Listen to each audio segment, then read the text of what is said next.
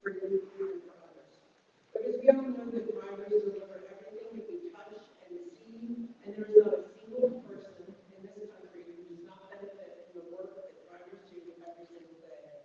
Day in and day out, drivers and motor carriers move the goods and make the deliveries that keep this country moving and our economy strong. So thank you again. At FMCSA, we strongly believe, and I personally believe, that if you are safe at work, then our roadways will be safe because of it. Yesterday, we had a public meeting of FMCSA's Transportation Task Force here at Mass, and that task force was established by Congress to look at unsafe leasing practices and see if there's anything that the federal government can do to address those issues. The task force is made up of your peers, motor carriers, owner operators, labor organizations, consumer protection groups, educators, and others who volunteer their time and provide recommendations to us at the end of their term. We appreciate hearing from you and getting a better understanding of the challenges you face, and then hearing your recommendations for how to address them. But the truck leasing task force is just one of the things that we are doing and efforts that are underway to understand and address the outside forces that can impact the driver's workplace. For example, the bipartisan Senate Infrastructure Law, or bill, provided a once-in-a-generation investment in safety and was enacted at a time when there was a historic spotlight on how critical truck drivers are to the country's supply chain. So we have been looking at a lot of things, including using bill resources to address the core issues impacting the driver's workplace, such as availability of safe parking, detention time, compensation, and how those issues relate to safety. For example, the bill provided millions in federal grant funding that is helping states add hundreds of additional parking spaces for CMVs and to help drivers more easily find safe parking. Over the last 7 years, through FMCSA technology transfer funds to states, the Innovative Technology Deployment Grant Program has awarded $9.7 million to 7 states for a total of 10 truck parking projects. These projects include a variety of technologies like cameras, sensors, license plate readers, other things designed to help drivers manage and find available truck parking spaces. And in FMCSA, we are also analyzing the available data on safety and data from connected trucks to identify where there is most demand and need for parking and how to best target the solutions and resources.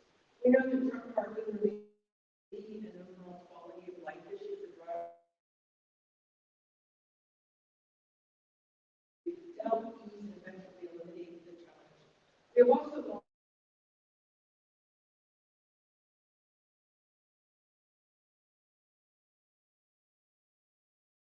difficult to sustain a career as a truck driver.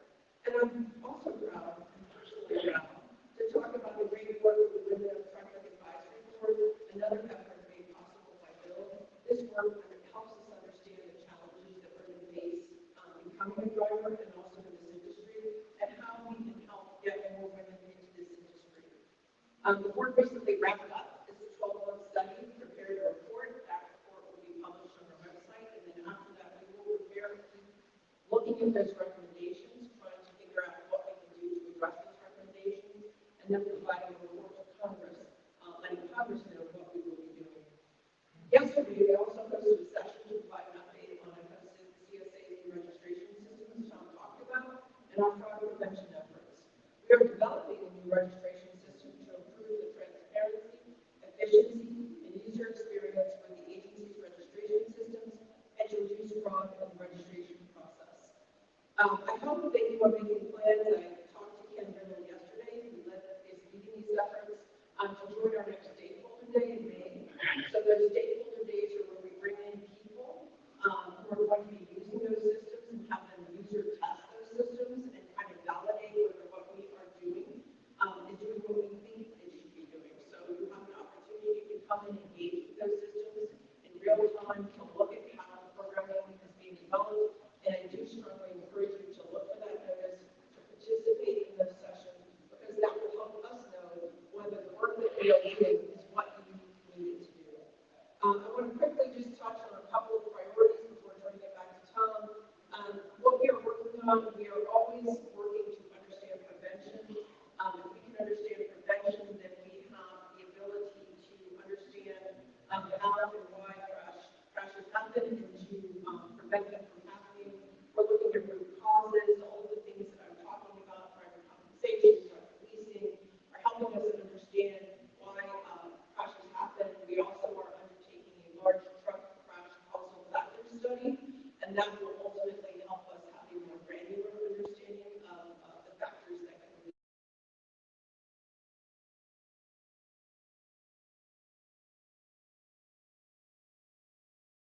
We look for ways to encourage the adoption of technology that can prevent crashes. So we're looking at beyond compliance approaches and other ways to encourage motor carriers and drivers to use technology that makes sense for them and makes the road safer. We remain focused on closing loopholes in our regulations, so we're continuing to work on improvements to our registration, vetting, auditing the CDL process and drug and alcohol programs. We're also working on helping understand and tell the story of why we do what we do so that people and the public can better engage with our agency and can participate in a meaningful way in the processes. Last but not least, grants. Grants are a big part of our funding and a big part of the bill funding for us. We want to make the most of our funding. We have Patrick Newlands here today who will talk to you a little bit about the grants process, but just at a very high level, we have $180 million plus in grant funding this year. We just recently launched our newest funding opportunities. I encourage you to go to the agency's website and look at those funding opportunities. There are a number of opportunities to enhance CMV safety and also for CDL and other driver training. All of this work supports the broader U.S. Department of Transportation and National Roadway Safety Strategy, which sets the vision for zero fatalities on our nation's roadways and outlines the specific steps we will take to advance towards this goal. Thanks again for taking the time to be here, and I'll turn it back over to Tom, who will introduce our team. Thank you.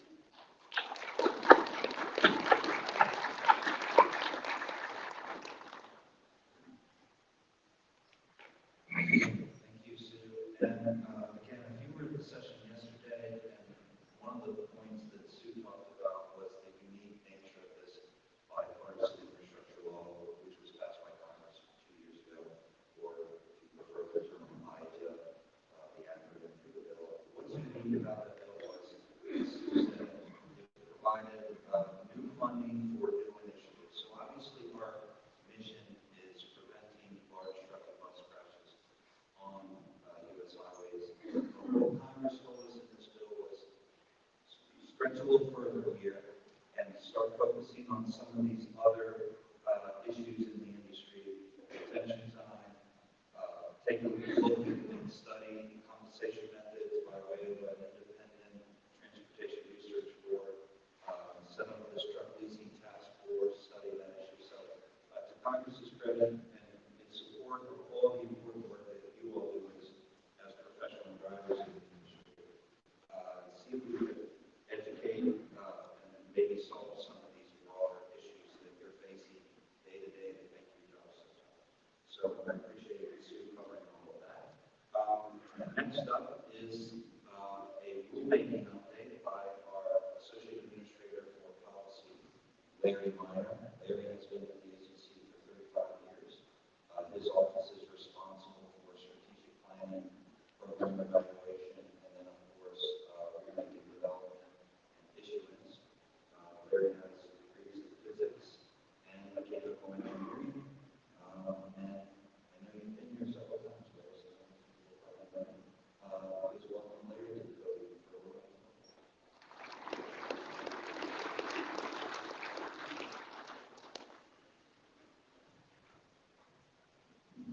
Good morning, everyone. Good to be back here today. So I'll need to give you an update on some of the things that we're working on the regulatory front at the CSA. And let me start by touching on something that you just heard the acting deputy administrator talk about, the National Roadway Safety Strategy.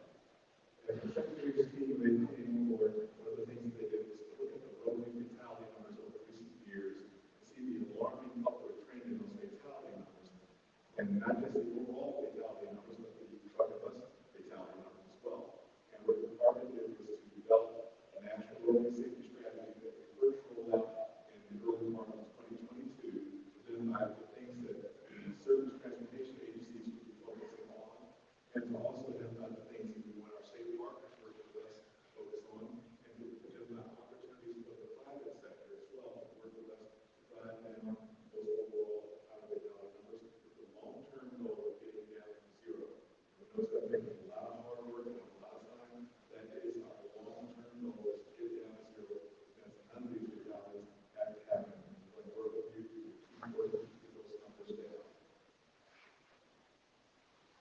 And one of the things that we're focusing on is a safe system approach.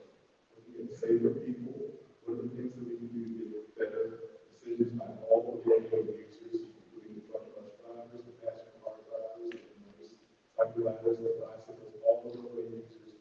What are the things we can do for safer people? And if you're looking at safer people icon, you'll see the seatbelt symbol. That's something that's really important for this audience because out of the approximately 6,000 truck and bus related fatalities that happen, about 1,000 of those are truck occupant fatalities, and a large percentage of those truck occupant fatalities involve people not wearing their seatbelts. We want to encourage all of you to fasten the seatbelt because those are a lot of fatalities that could have been prevented if only truck occupants were properly fastened in. Looking at safer vehicles. What are some of the technologies that we can use to help prevent these crashes and fatalities? And we'll talk about things like automatic emergency braking or safer vehicles. Looking at safer speeds. What are the things that we can do to get all the roadway users to slow down a little bit? As I did going a little too far there. So safer speeds, getting everyone to slow down a bit. Safer roads, looking at some of the infrastructure issues, whether it's just introducing bicycle lanes, traffic calming areas, and then lighting on roadways, safer roads, and post-crash care, because sometimes it's not the impact of the crash that results in fatality, it's some of the delays in getting the crash taken to the medical treatment facilities. So that's the safe system approach that we're talking about in the National Roadway Safety Strategy. And we encourage all of you to visit our DOT website and learn more about the safe system approach and what we're doing with the National Roadway Safety Strategy. Because we did make updates to it in 2023 and again in 2024 as we learn more about working with stakeholders and the industry and our state partners. So we encourage you to learn more about that. And one of the things that we're highlighting in those updates to the National Roadway Safety Strategy, after that, we're talking about we're talking advisory board, where we're looking at some of the issues concerning the recruitment and retention of revenue trucking, and make sure that we are treating them fair and equitable manner as far as career advancement, and make sure that they are safe working in the industry. So the VOTAM has finished all their deliberations, and the agency is currently working on digital conference that's due in November of this year. So I encourage you to visit the VOTAM website where you can look at all the discussion notes of their series of meetings and some of the things that they've highlighted, and you can learn more about the things that they think are important for addressing the issues involved with recruitment and retention of trucking.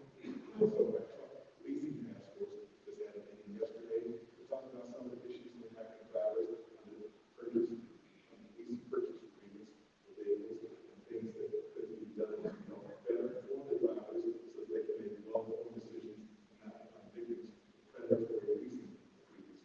So there's a link to the truck leasing task force so you can look at their discussion notes from some of their previous meetings and visit the website to look at their schedule for future meetings. And I'll talk briefly about some of the rulings that were prioritizing for the remainder of this calendar year. Starting off with automatic emergency braking, which ties in with our National Roadway Safety Strategy, and it's also a mandate of the bipartisan infrastructure legislation. We're looking at technology that will kick in to stop the vehicle automatically. So if you're approaching a crash imminent intent, where the vehicle is closing to pass on the object in the roadway, that the brakes will apply automatically. And if the driver does not appear to be applying brakes hard enough to avoid the crash, and the technology will apply the brakes more aggressively to avoid the crash. And this is a joint rulemaking that we're doing with the National Highway Traffic Safety Administration, where the midst of those, their piece of it is the manufacturing specifications that all the original equipment manufacturers and OEMs have to do to install automatic emergency braking in new vehicles that they're building. And the FMCSA part of the rulemaking is to require the fleets that purchase these new vehicles to maintain the automatic emergency braking to ensure that they get the safety outcomes that they hope to achieve with this technology. We published the notice of proposed rulemaking last year. We got lots of thoughtful comments from a lot of you that are in the room probably about the concerns that we have with the technology, its durability, reliability, and maintainability. And now we are looking out the final rule later this year to set the compliance date for having automatic emergency braking on commercial motor vehicles.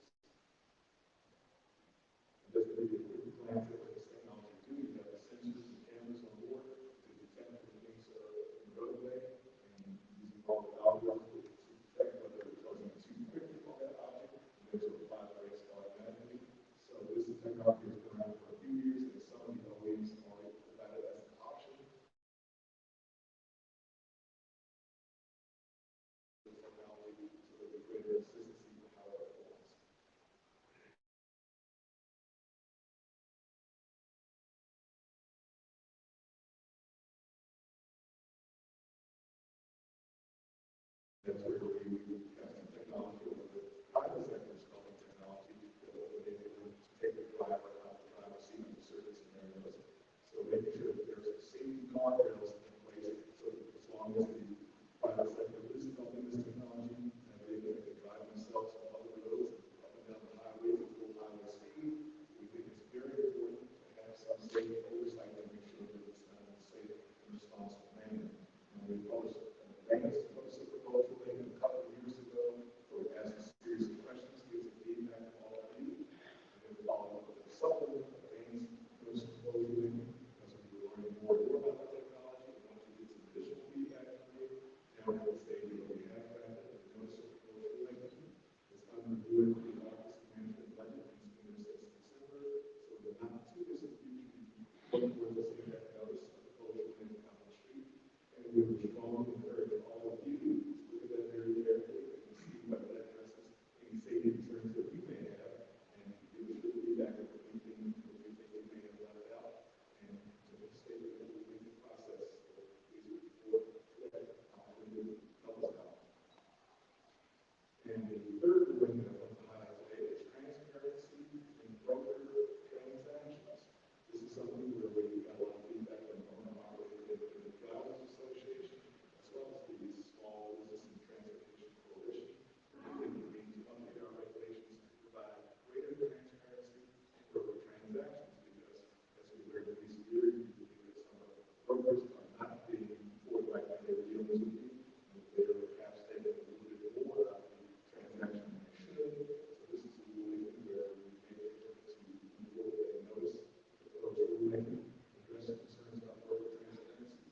And for those of you who monitor this at our website, you'll see that our current schedule has been that we have a notice of proposal making out on the street on October of this year, and we have a notice of proposal making this street. We certainly encourage all of you to share your thoughts on things that I think we got a good solid approach for recruiting broker transparency. And I want to leave you with it so that you can monitor all of the government activities right now. And there's where you can see the unified agenda, not just for FCSA's rulemaking actions, but for the National Highway Transportation Administration, all of our agencies, as well as the rest of the executive branch. You can visit regular.gov to see what's happening.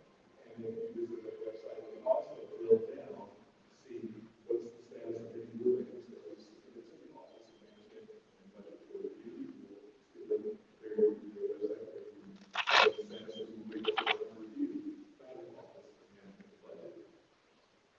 And also one of my favorite links is the Federal Register website. So that when you hear the fact that when it's being published, here's the website that you can go to where you can actually pull up a copy of that rulemaking notice and read it for yourself to see what you think about what the agency has said. And regulations.gov, this is one that I definitely want you to go to market. And this provides you the opportunity to actually submit comments to our rulemaking. So that after you've heard about it, after you've had a chance to read about it, here's where you can go to submit your comments and tell us what you think about it and give us your feedback. And when you go to regulations.gov, you get to see the detailed paperwork that the agency has prepared. So if you see the notice of proposal rulemaking or other rulemaking document, and you can actually see our regulatory analyses there. So that we can tell you what we think the safety benefits would be from the rulemaking, what we think the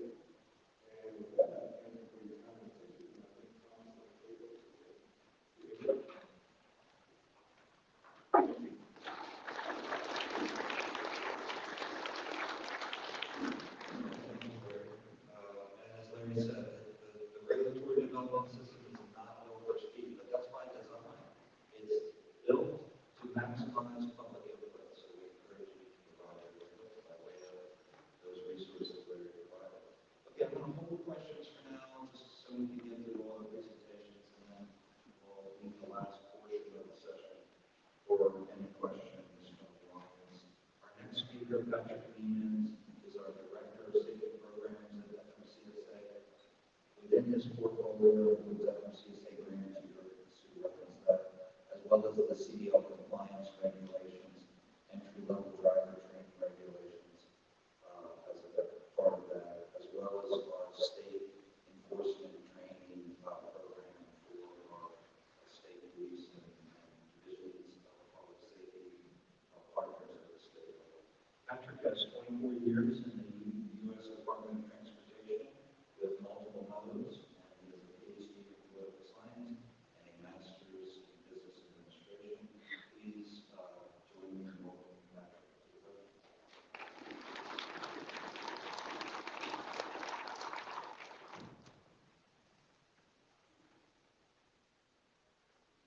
Hey, good morning, Matt. How are you guys doing? How are you guys doing today? All right. I don't know if you're awake or not. How many drivers do we have in the office? Raise your hand. I would just like to say thank you for your service to America.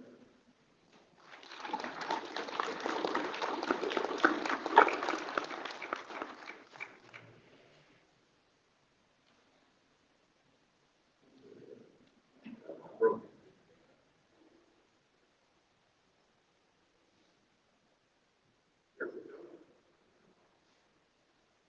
So let's talk a little bit about entry-level driver training. Growing up, we all heard knowledge is power. Knowledge is power. For those vintage folks out there like myself, you probably remember when you woke up on Saturday, you saw this thing. Insulting. You woke up on Saturday mornings and you watched this great show, and it's still in my head to this day. It was called Schoolhouse Rock. How many of you guys remember that? Junction, and it just stuck in your head. And those are things that you remember to this day. So I write sentences sometimes I think about it. So with our entry-level driver training, it's training as well. Going back to that knowledge is power. With entry-level driver training, we set these standards starting in 2016. And we wanted to set minimum standards for training to receive your commercial driver's license. Let me talk about rulemaking. In most cases, we look in the articles out, we get these comments and so forth. When we started out like that in this process, however, we went through a process called negotiating, where we worked with the industry so that we could come up with the best rule possible. And that rule went into effect in February of 2022. Who's covered or what does entry-level driver training cover? Remember, minimum training standards to receive your commercial driver's license. It affects and covers individuals who are newly seeking their commercial driver's license, A or B, an upgrade of their license, or for new endorsements such as an HP or an S. Now, with the entry-level driver training rule, we have a set of training providers. Those training providers are going to provide the training to those new commercial drivers. But first, we want to make sure that you are registered on our training provider registry, which is called our TBR. This is a self-certification as a provider. When you go in, you certify to the stipulations that are set forth, and you will then be listed on our training provider registry. Currently, we have just over 20,000 providers, and of those 20,000 providers, we have about 37,000 locations. Those 20,000 providers may have multiple sites. They may use or choose multiple modes, such as online and in person.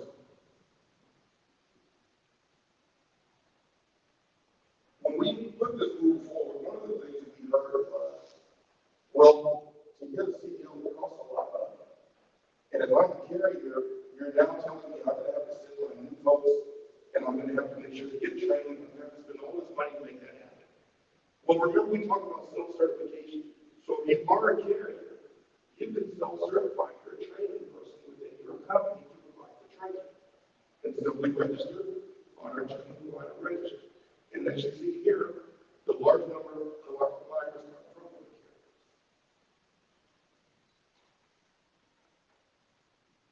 That was my schoolhouse rock home before ELPT. Let's talk a little bit about grants. Acting Deputy Administrator Wallace talked a little bit about that and alluded to that we have grants. So, you know, I see this as when I go across the country and talk about the opportunities that we have at FLCSA, I kind of think of it like, let's use March Madness right now. You know, when you go to a basketball game and the cheer team comes out and you have that t-shirt can, and you're like, yeah, I never catch the t-shirt, so I'm not even going to try it. And then it hits you in your head. And you're like, well, maybe I shouldn't try it. That's kind of how I look at our grants. People think, well, it's not for me. There's no possible way I'm going to get this grant. It's very competitive. But out of the bipartisan infrastructure law, FLCSA for the 5-year period has $3.2 billion.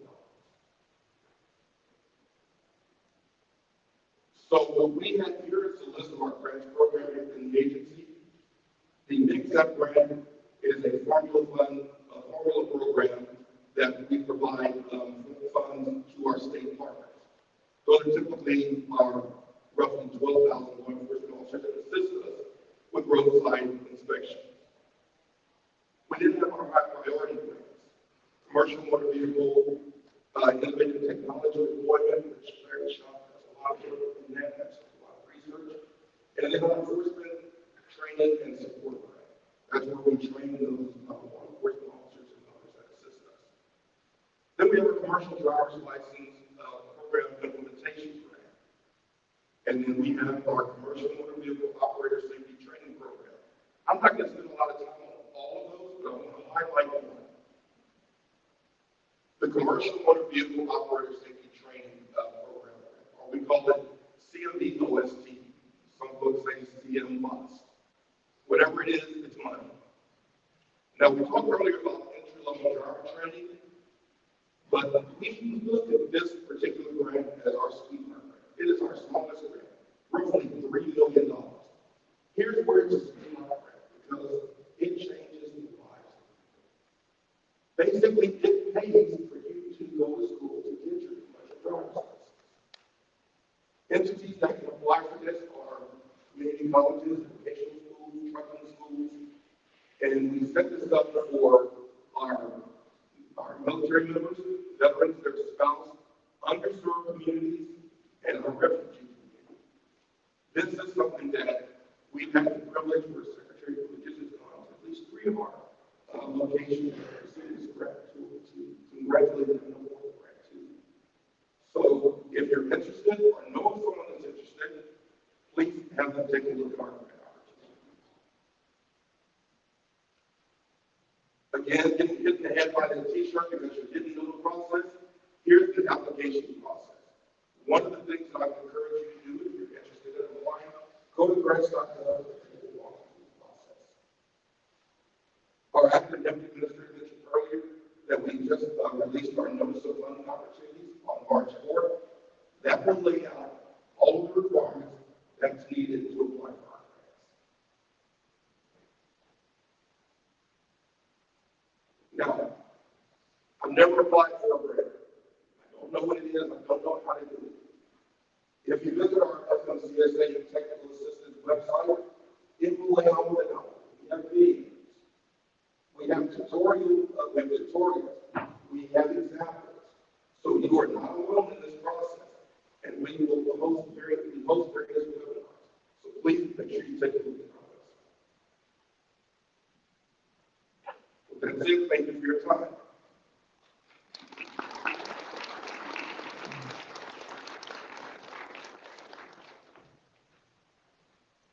Okay, thank you, Patrick. We do have a little time, so I will cover some recent trends that we've seen as it relates to large truck and bus crashes. Not the most uplifting topic in the morning, but an incredibly important one. And really, we just want to share trends with you, the drivers, to help keep you safe on the roads, so you go home safely. And what we're seeing, Larry mentioned one example earlier about seatbelt use, and I'll go into a little more detail with the slides. First, just a slide on the data sources. This is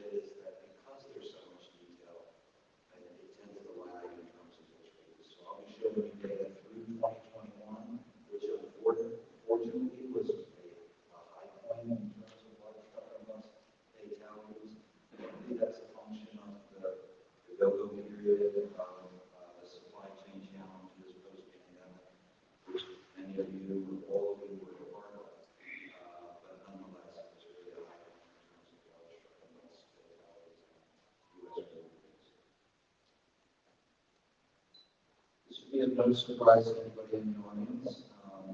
These dots are fatal crashes on the national map, at the national level.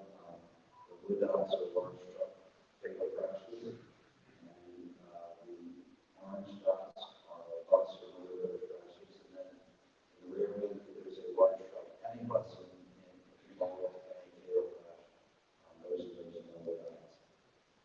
Obviously, this tracks very closely with the extent of the highway network, which is east of the Mississippi, primarily, as well as population, which is where you typically call from freight. So, majority east of the Mississippi. The blue chart here, the blue portion of the chart shows total crashes involving large trucks and buses. In sort of just a count. And this is a 25, 30, actually more than 30 years of data. You can see over time, it's remained relatively steady. We had a dip right after the Great Recession in 2008. No surprise there in terms of economic growth, movement of freight.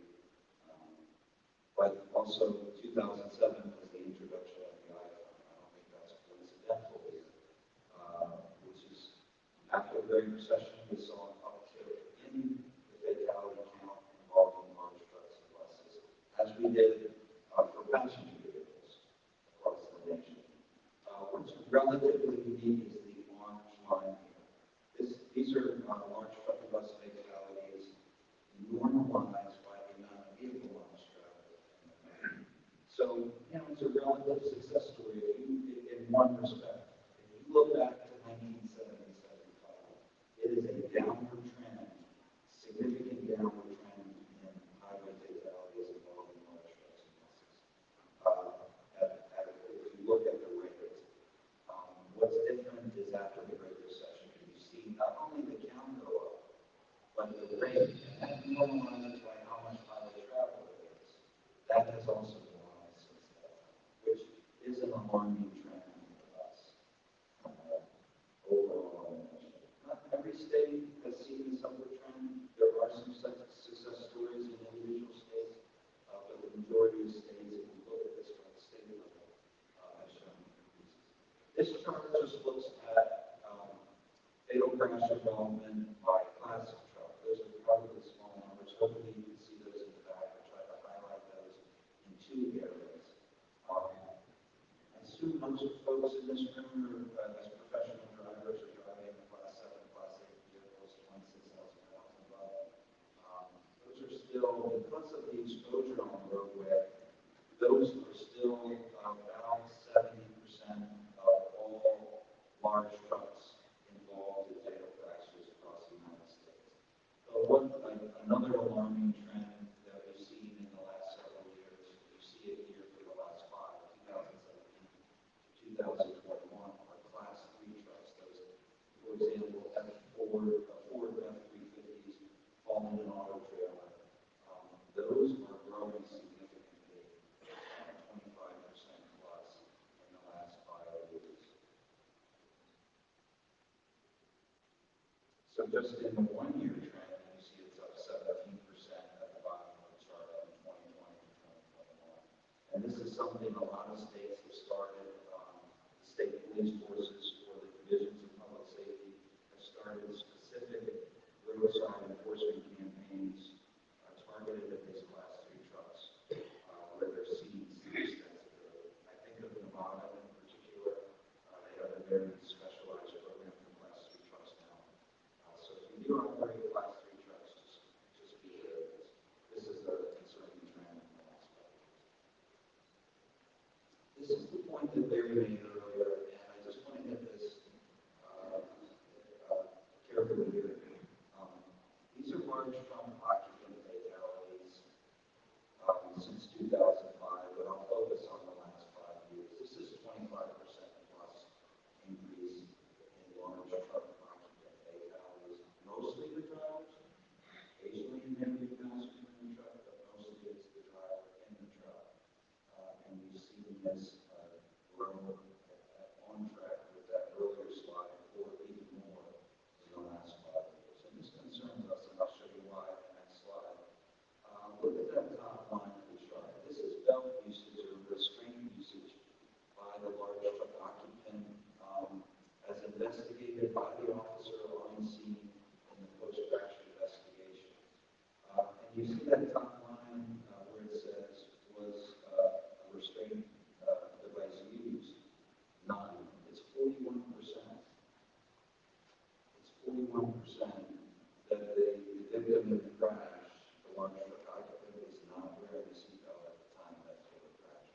obviously no one plans to be in a crash.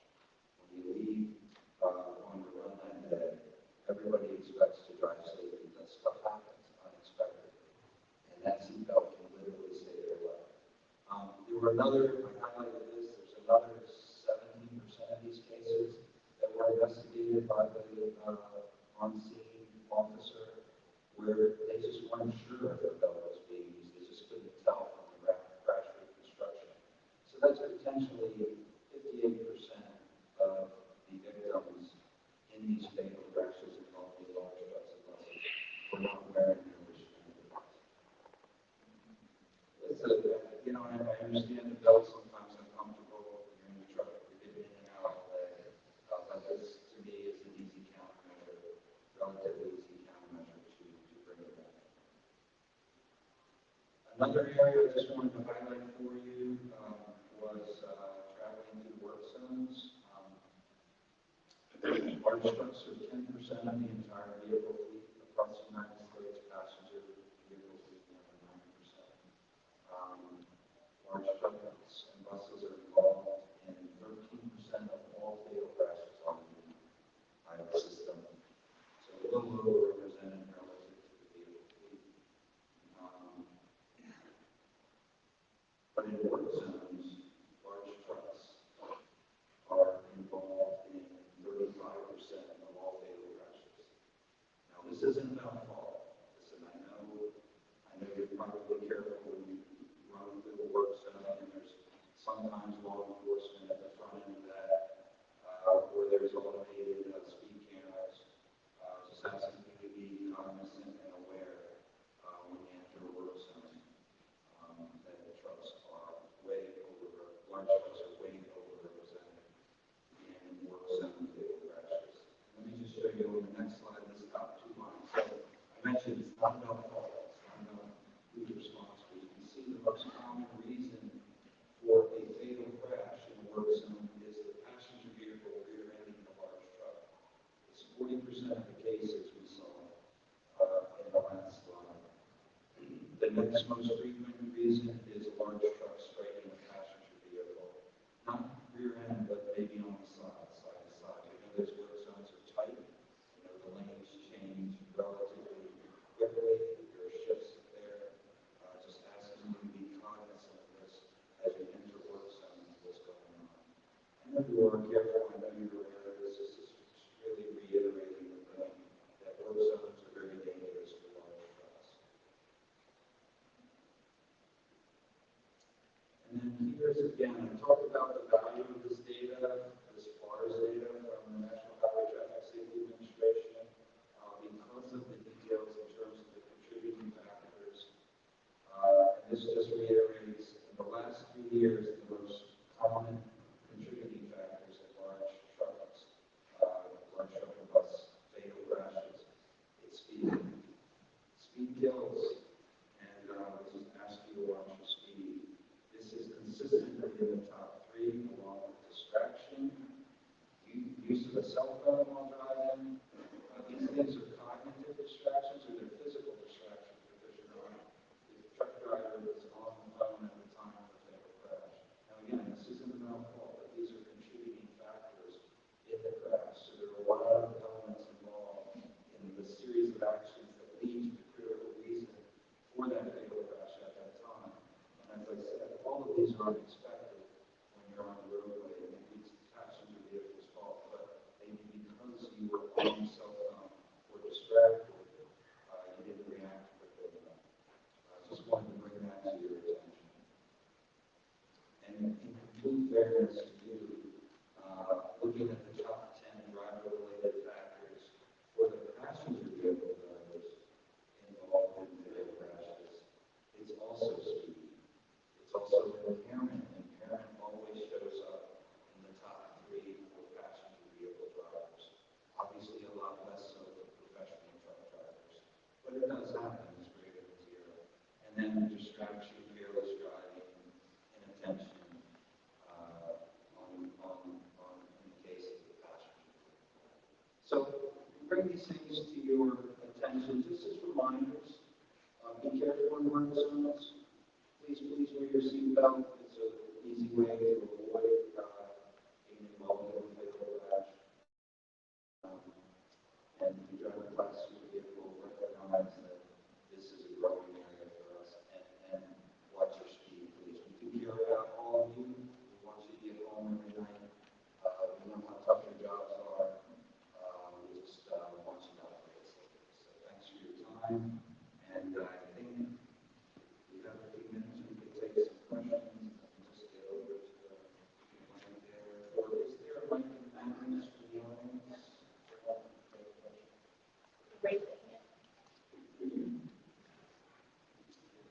And there's my contact information. If you don't get to your questions or you think of something afterwards as it relates to this crash data, you can email me, or we have a crash data analytics division with a mailbox. You can ask any questions you want. We're happy to help. Even if it's technical assistance or more information. First question. Hello. Hi, Claire Santiago, and Truck Logistics. We are a load and carrier company. We have a fleet size of 25 dry vans. We are at that point where we are ready to grow and expand on that journey to become a medium-sized company. One of the challenges we face is the driver recruitment. With being a small company, we're not a Schneider or a Cowan, and when drivers are coming on recruitment-wise, our lowest tenure driver is about 3 years. Majority of our drivers come in through referrals, and we keep having to turn them away because our insurance company requires a minimum of 2 years experience. I was wondering for those small companies that can't hire the drivers coming right out of school that even may have a great personality, work ethic, is there some type of quality program or credibility that the FFCSA recommends, or we can put a new driver so that insurance feels safe, allowing us to hire them?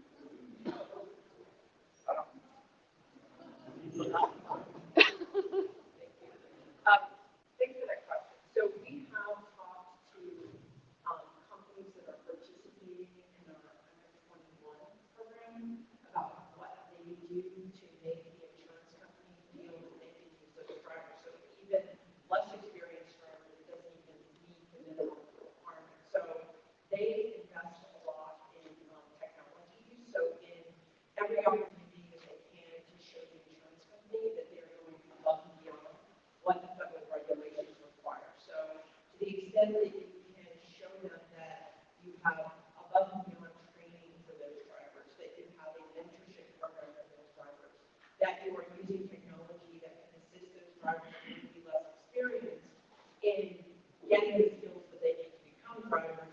I have heard from motor carriers that that helps them with the insurance, but reality is that the insurance companies are going to do what the insurance companies are going to do, and we've heard, and I've heard repeatedly, that the insurance has kind of been progressively creeping up, and it's very expensive and more difficult to get. So I appreciate the struggle, but there are things that I have heard that could potentially help you work with your insurer to show them that you are going above and beyond. Because what you're working from is this axiom that we all know that the more experienced the driver is, they tend to be more safe. And so that's less of a risk for the insurance company. But what you want to be able to demonstrate to them is that you are doing a vetting with that driver and additional training above and beyond what the federal regulations require to get them to feel more comfortable with the risk that you're presenting to them. That's what I learned. Yeah, I'm glad you mentioned that, Sue, because a number of insurance companies were more comfortable with our 321 pilot program, driver pilot program, because of specific technologies that the truck, as you mentioned, inward-facing cameras, a lot of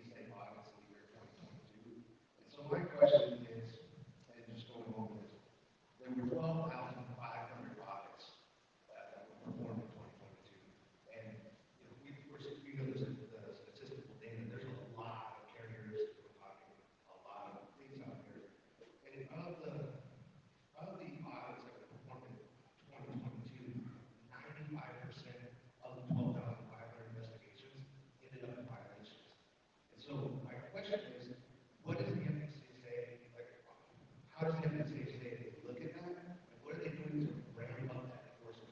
If you're putting out regulations, where's the enforcement on that? And of course, I understand that there's resources and the amount of agents and officers to perform these audits. But that would be my questions. What is FMCSA doing to ramp up those resources? How do they look at that data?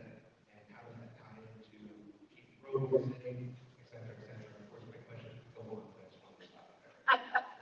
No, I appreciate the question. So, it is not a secret that we are outnumbered, that there are more of you than there are of us, and there always will be. So we always look at ways that we can leverage the resources that we have.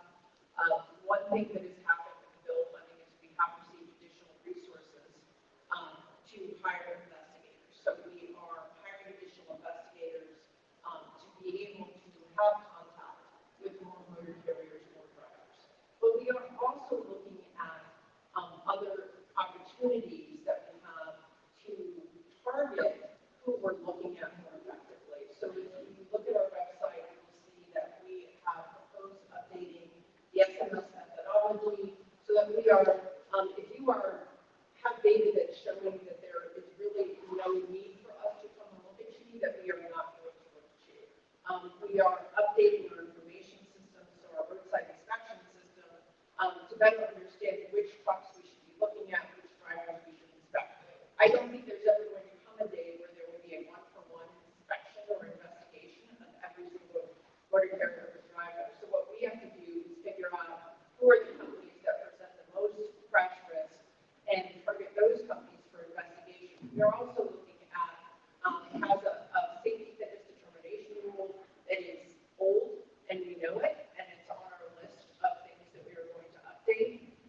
And we are looking at ways that we can engage with motor carriers and drivers that don't necessarily involve enforcement. So enforcement is a big hammer, it's a big tool, and it's a useful tool when it will produce a safer outcome. But there are other things that we are looking at, like education, outreach, talking to companies, talking to drivers, getting more connected relationship with our local law enforcement officers, with our local state agencies, so that we have a better understanding of what, all outreach, all of what we do, even though it's national, really, as you saw by the map, it's local. So what the experience of you in a state like Maryland versus Montana is going to be completely different, and the needs in those areas are different.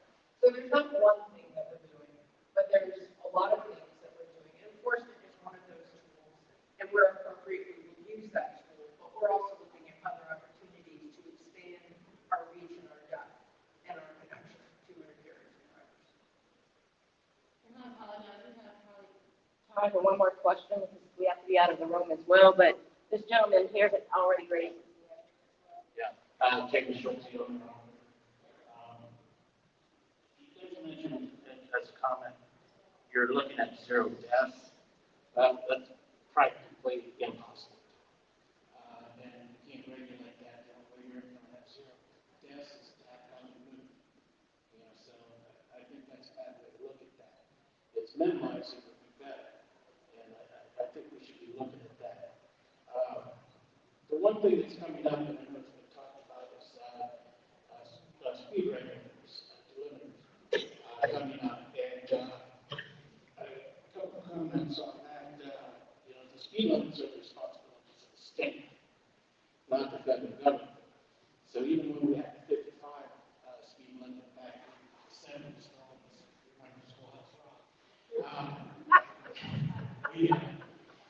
we knew at that time it was unconstitutional for the federal government to pressure states on that.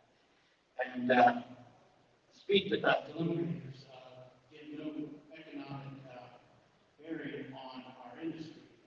So under the Supreme Court, still doesn't fit under the Congress clause. And governors will, in effect, make that a national speed limit. So why do you think that the governors is a federal responsibility and constitutional? Thank you for that easy question of speed limiters. I ask you. It is still in our design that we're going to be moving forward, we'll make no speed limiters. We have drafted the notice of proposal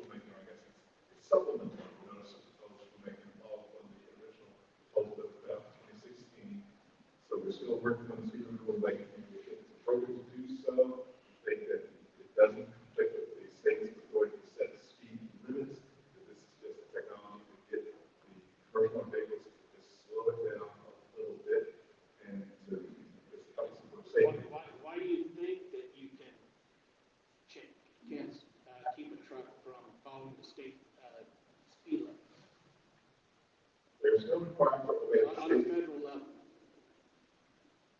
We have a rule that requires you to comply with state and local laws and regulations. So to the extent you see a speed limit, you are required, CSRs, if you're interstate carrier, you are required to obey the state speed limits. And looking at the data and all of the crash records over the years, that there's a certain maximum speed that no matter where you go and what the state determines the speed limit on the, at a certain point, vehicles, commercial vehicles, just need to slow them down. What's the basis of the constitutionality of this? That's what I'm asking. Well, we don't have a legal debate here today, but clearly by the fact Well, that I we publish those mean, measures. you can't make rules and laws if they're unconstitutional. Right, clearly, So- I think it's unconstitutional that what we're doing, we're just opening up for public comment, and once we publish that supplemental notice of closure, we strongly encourage you to send in your comments and whatever legal arguments you want to present, we'll make sure our lawyers work with us and respond to that once you send in those comments to us. But on your first point about the national road safety strategy, I definitely want to address that. So when I laid out our safety system approach, what we're looking at is all the fatal crashes that are happening. All of those, one or more of those things that we highlighted in that safety system approach does apply, so we will accept the fact that people have to die on the roadway.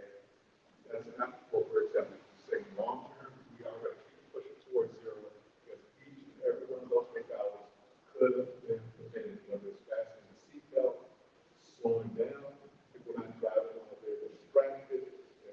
Each and every one of those fatalities, something could have been done. One or more of those factors played in it, and it could have been prevented. So we're going to save every single life. And that's going to take many, many years. We're committed to doing it. All five taken up. Any comments?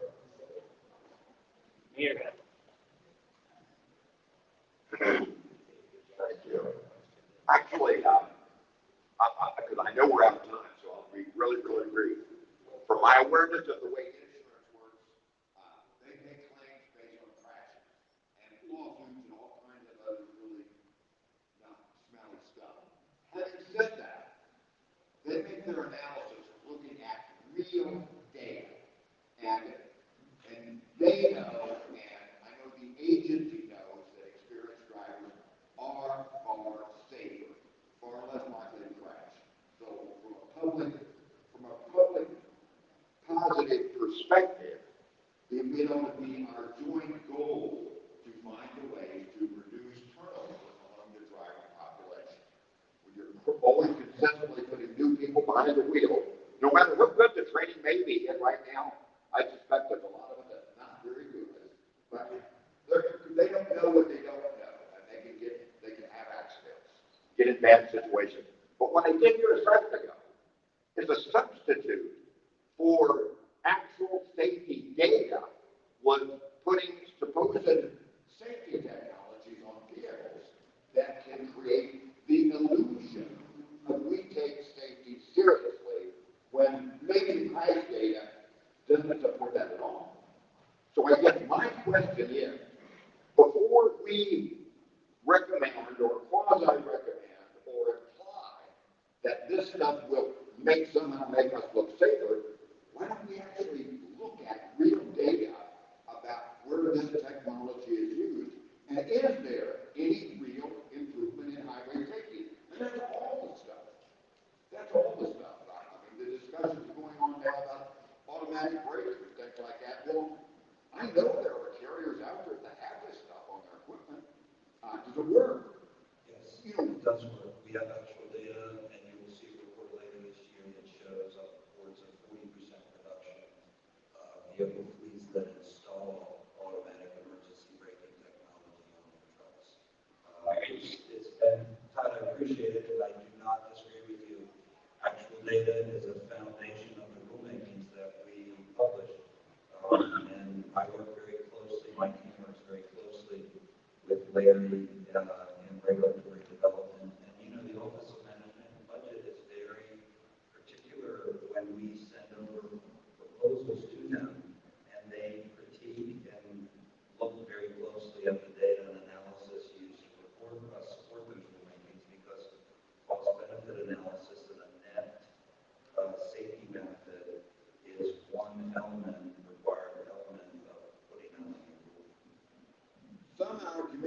think that if driver turnover was a measurement of safety, and it should be when we're talking about safety ratings and things like that. Yes, absolutely, and we've had this discussion, and your team has been at the driver compensation committee discussions as another issue. Detention time study we're involved in, truck leasing task force, so I think there's a lot of alignment with your point and what we're trying to get done now to solve some of these problems, which have a downstream